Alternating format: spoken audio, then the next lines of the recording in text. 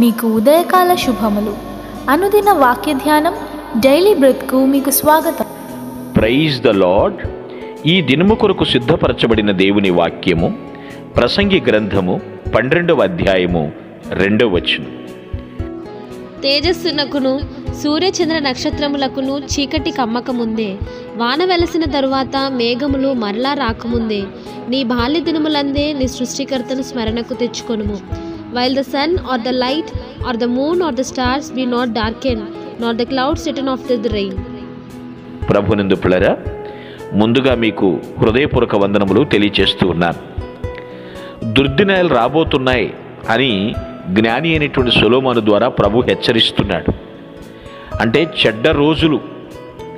ఎట్లాంటి చెడ్డ రోజులు అంటే, అసలు నాకు ఈరోజు ఏమి సంతోషం లేదండి, ఏదో బ్రతుకుతున్నానని కానీ ఏం ప్రయోజనం లేదు, ఏదో తింటున్నాను జీవిస్తున్నాను కానీ ఏమాత్రం మనసుకు ఉల్లాసం లేదు అనే చెప్పే రోజులు వచ్చేసినాయి. అయితే ఇక్కడ ఏమని వాక్యం చెప్తుందో తెలుసా? ఇంకా కొందరు రాలేదనుకుంటారు. ఒకవేళ ఆ అభిప్రాయానికి వెళ్ళినట్లయితే అలాంటి రోజులు రాకముందే, అంటే తేజస్సునకు సూర్యచంద్ర నక్షత్రములకు చీకటి కమ్మకముందే దేవుని ప్రవచనం ఉంది కదా, దిక్కులు పిక్కటిల్లే రోజు ఒకటి వస్తుందని, ఆకాశం రంగులు మారిపోతున్నాయని, ఇలాంటి రోజులు రాకముందే, వాన వెలిసిపోయిన తర్వాత మరలా మేఘములు రాకముందే. ఏంటిదంతా?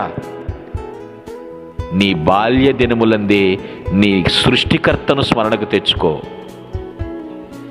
బాల్యం ఎలాగండి? ఇప్పుడు నేను యవ్వనంలోకి వచ్చేసాను, లేదా నడి వయస్సు, లేదా వృద్ధాప్యం అంటున్నావేమో. ఇప్పటికైనా మించిపోయింది లేదు. ఎవరైతే ప్రభువునందు రక్షించబడ్డారో ఆ రక్షించబడిన క్రొత్త వాళ్ళకి బాల్యమే. అప్పటి నుండే, ప్రభుని ఎరిగిన తర్వాత నుండే ఆత్మీయంగా అనుకుంటే ఇలా కూడా అర్థం వస్తుంది. ఆ బాల్యమందే నీ సృష్టికర్తను స్మరణకు తెచ్చుకో. గ్రహించండి పిల్లరా, ఇది చూడటానికి చాలా కావ్యంగా కవితగా ఉండొచ్చేమో, కానీ తప్పనిసరిగా రాబోయేటువంటి ఆ దురవస్థను ముందే జ్ఞాపకం చేసుకుని జాగ్రత్త పడాలి. వృద్ధాప్యం రాకముందే, మరణం మనల్ని మట్టిలో కలిపేయకముందే సృష్టికర్తని దేవుని వైపు తిరగాలని ప్రభు హెచ్చరిస్తున్నాడు. జ్ఞాని ద్వారా మాట్లాడిస్తున్నాడు. ఇప్పుడున్న కనుదృష్టి వచ్చే సంవత్సరాలు ఉంటుందో లేదో తెలియదు. ఇప్పుడున్నటువంటి బలం ఎప్పటికీ శాశ్వతం కాదు. నరాలు పొంగుతున్నాయండి అంటారు. అవి ఎంతవరకు పొంగుతాయో. నాకు బాగా వినికిడి శక్తి ఉంది, చెవులు ఎల్లకాలం పనిచేస్తాయా? ఒక్కొక్కసారి ధైర్యం కూడా పోతుందండి. అలా అలా నెమ్మదిగా ప్రాణం కూడా క్షీణించిపోయే రోజులు దగ్గరికి వస్తున్నాయి. నువ్వెన్నడూ ఊహించని, కలగనని రోజులు చూడబోతున్నావు. అలాంటి రోజులు రాకముందే మనం చేయాల్సిన పని మన సృష్టికర్తను స్మరణకు తెచ్చుకోవాలి.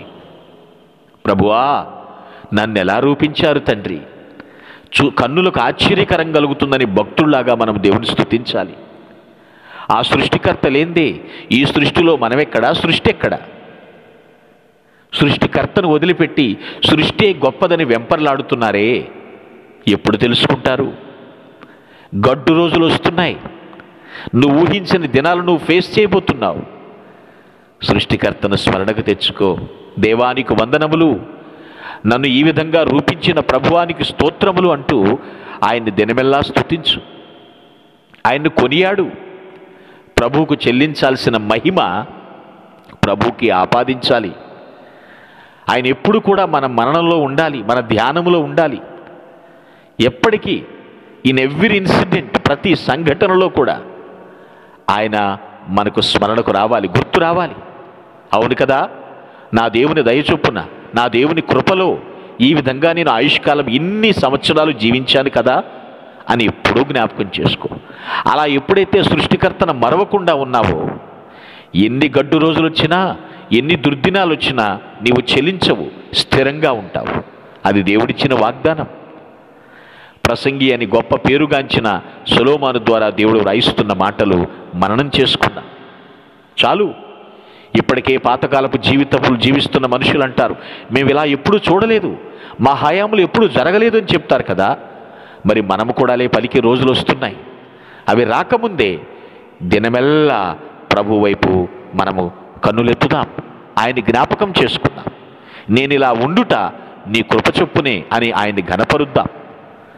ఎప్పుడైతే మర్చిపోయావో, ఎప్పుడైతే ఆయన నిన్ను చేసిన రూపించిన విధానాన్ని మర్చిపోయావో, ఆయన నిన్ను నిలబెట్టిన విధానాన్ని మర్చిపోయావో, ఇక అంతకు మించిన గడ్డు మరొకటి ఉండదన్న ఆ భావన. ప్రభునందు పిల్లరా, ప్రతి ఒక్కరము కూడా సృష్టికర్తను స్మరణకు తెచ్చుకుంటూ స్తుతిస్తూ మన జీవితంలో ముందుకు కొనసాగుతుముగాక. మీ కొరకు ప్రార్థించుటకు మేమెల్లప్పుడూ సిద్ధం. Praise the lord. ప్రభు నామమున మీ అందరికీ వందనములు. ఈ మా సందేశముల ద్వారా మీరు ఆశీర్వదింపబడినట్లయితే మీ తోటి వారికి షేర్ చేసి దేవుని రాజ్య సువార్తలో మీరు కూడా పాలుభాగస్తులు కావాలని ఆశిస్తున్నాం. మొదటిసారిగా ఈ ఛానల్ను చూస్తున్నట్లయితే మా ఛానల్ను సబ్స్క్రైబ్ చేయండి. వీడియోలు నోటిఫికేషన్ రూపంలో పొందుటకు బెల్ బటన్ని ప్రెస్ చేయండి. God bless you.